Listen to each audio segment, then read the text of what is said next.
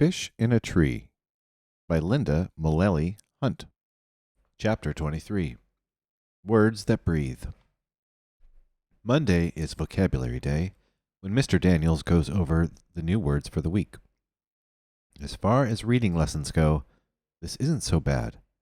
All I have to do is listen as he tells us the word's meaning, and I can usually remember it because I make mind movies about each one, and that helps me remember. I've always had one important rule in the classroom, which is to try to lie low. If I'm called upon, I'll say, I don't know, even if I do. I discovered that giving a teacher an answer makes them expect more from me, and then everyone gets disappointed. If they never get an answer from me, they stop asking. But today, during vocabulary, Mr. Daniels brings up two words, alone and lonely. He asks for volunteers to explain the difference between the two.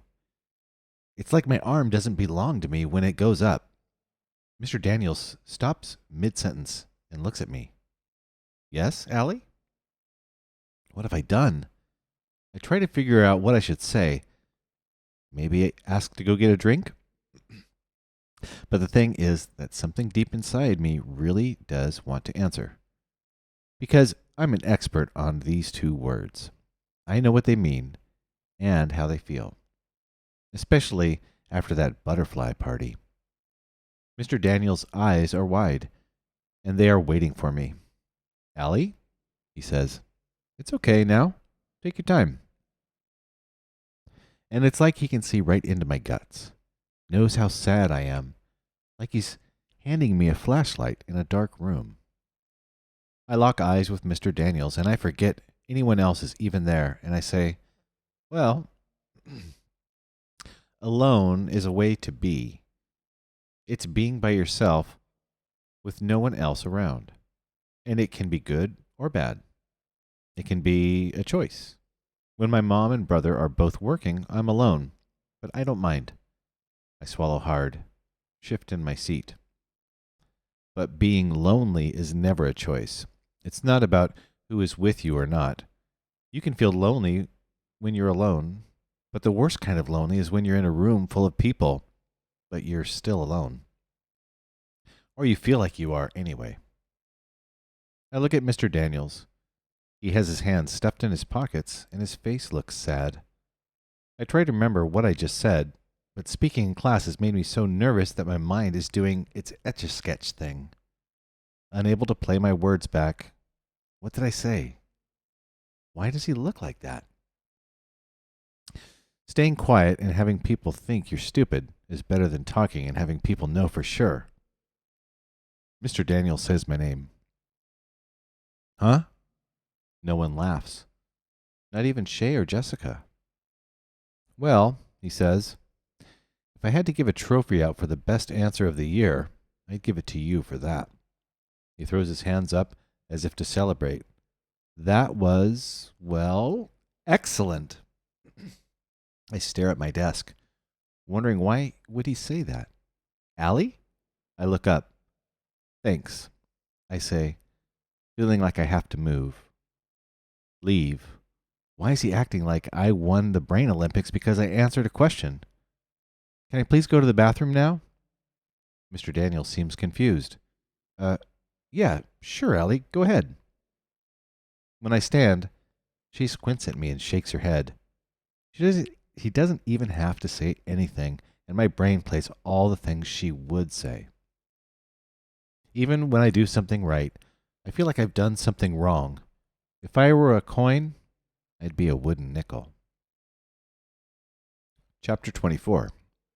Imaginary Hero. Mr. Daniels asks us to write about our favorite fictional character, a person we consider to be a hero, and be ready to tell the class about who it is. It's funny how much trouble Albert has with this. He tells Mr. Daniels that looking up a character that isn't real is illogical, but Mr. Daniels tells him it will be good for him, which confuses the heck out of Albert. He mumbles all the way back to his seat. Albert never mumbles.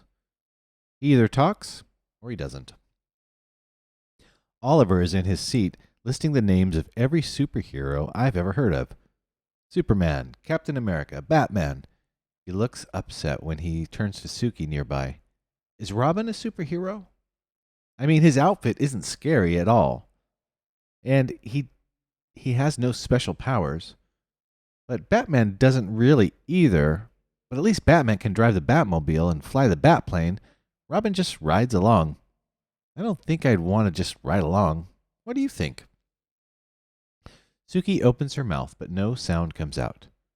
It doesn't matter, because Oliver has moved on. Spider-Man. Maybe I'll write about him. He holds up his palm in Suki's face. He shoots webs and he swings from buildings. That would be the best. Hey, freak, Shay whispers, glancing over at Mr. Daniels, who is working with someone at his desk to make sure that he can't hear her. We don't need to hear every weird thought in your tiny little brain. We're trying to work. Oliver's face is unmoving until he says, If I were Aquaman, I would summon the piranhas to take you away. You could be their queen. Keisha starts laughing, and Mr. Daniels finally looks up. Keisha? She puts her arm down on her desk and leans her forehead against it, trying to stop laughing. The more she tries, the more Shay glares. With Mr. Daniels watching, most everyone goes back to their work. After a while, even Keisha does. But I keep looking around the room. I love how Albert can't choose one character while Oliver wants to write about everyone. However, I don't love how much trouble I'm having writing about my character. Makes me wish that I were a fictional character. When Mr. Daniels calls me up to his desk, he's holding my paper. A teacher holding my paper is rarely a good thing. But Mr. Daniels doesn't cover my papers with red ink like other teachers do. They used to look like they were bleeding. Mr. Daniels has written in green, and he apologizes for not being able to read my writing. He says that my character sounds really interesting, but he'd like to know a bit more. Will you read this out loud for me? Uh-oh. I take it, squeezing my eyes into slits, trying to read my own writing. I wait for him to pressure me to try harder, to do something I can't do. He slides the paper out of my hand. Well, he says, why don't you just tell me instead of reading? First of all, tell me a person's name. I feel such relief that I'm afraid to blink.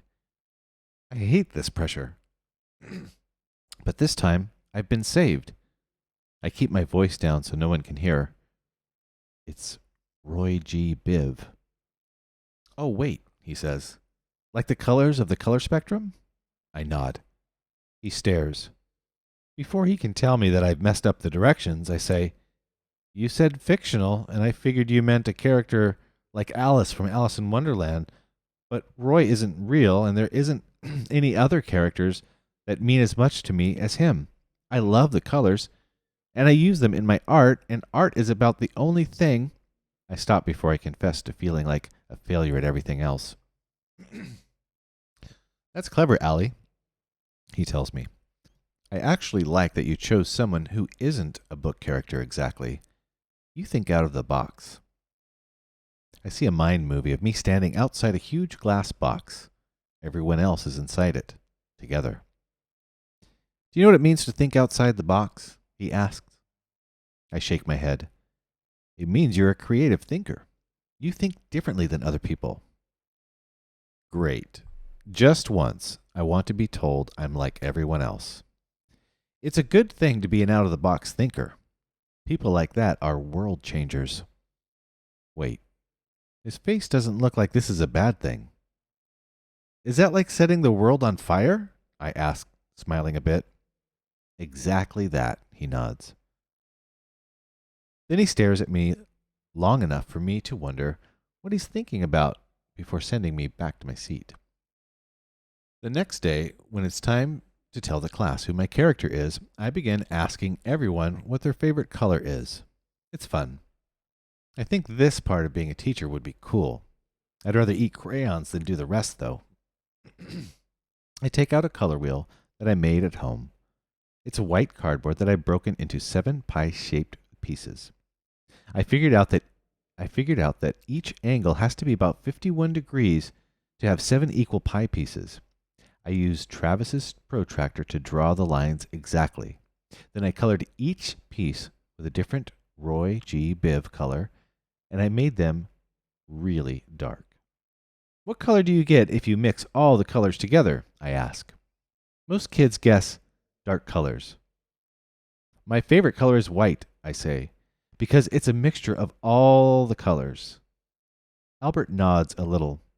Shay tells everyone that makes no sense, but I know the answer. If you mix paint together, that's true. But if you're talking about just the colors, pure in nature, they make white when they're mixed together. I brought this color wheel to prove it. I feel like a magician.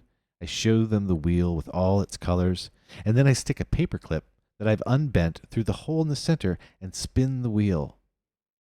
It turns white as it spins fast. As it slows down, the colors reappear. Jessica leans forward. That's pretty cool. Shay looks at her with squinty eyes until Max agrees. Then she nods and agrees too.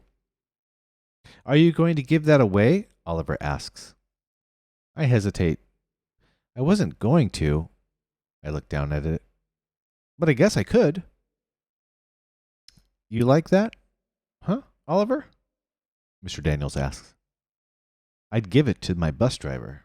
She likes things with rainbow colors. Well, that's thoughtful of you, Oliver, Mr. Daniels says. I sit down at my desk, thinking about whether I should give the colored disc to Oliver. Jessica and Shay are talking behind me. Can I have another bracelet? Jessica asks Shay. I don't think so. I can hardly keep up with people wanting them. Besides, you already have enough. Well, I wouldn't mind another. There is a pause, and I want to turn around, but I'm not supposed to be listening in. Listen, Shay says. You have 7 already. I have other orders to fill first. And besides that, you still owe me $3 for the last one. I'm not giving you another until you pay me for what's already on your wrist. Wait. I whip around. I can't help it. You charge your friends for those friendship bracelets? Eavesdrop much? Yeah, so what? You want one? Jessica leans forward. Wait, you're going to give her one? No, idiot, I'm not going to give her one. She's going to pay me. But you know what? Allie should pay more. A lot more. She turns to me. $10. I laugh. Oh, no, thanks. I'd rather wear handcuffs. I can't believe Shay charges her friends for something that's supposed to stand for loyalty and friendship. And I can't believe they paid. You are such a dope, Allie Nickerson, Shay says. I look over at Keisha and Albert and realize that I have been. I've been lucky all along, but didn't see it.